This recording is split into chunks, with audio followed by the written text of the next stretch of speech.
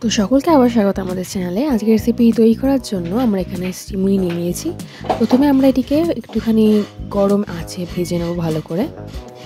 দেন আমরা একটি অন্য পাত্রে দুধ গরম করব। এর মধ্যে আমরা দেব কাজু,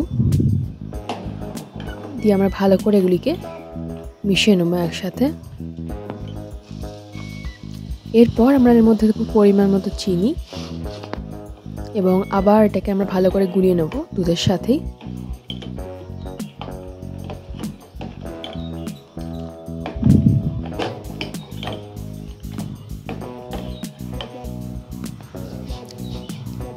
এরপর আমরা যে সিমুই করেছিলাম সেটাকে আমরা এর দুধের মধ্যেই দিয়ে দেবো, দিয়ে ভালো করে আমরা নাড়িয়ে এটাকে রান্না করে নেব।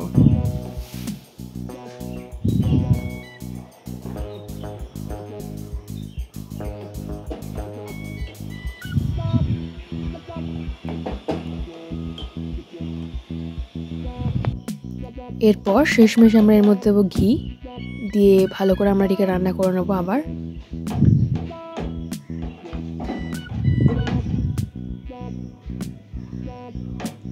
তো আজকের রেসিপিটি বাড়িতে অবশ্যই ট্রাই করবেন। আজকের রেসিপি এইটুকুনি, দেখা হচ্ছে পরের ভিডিওতে।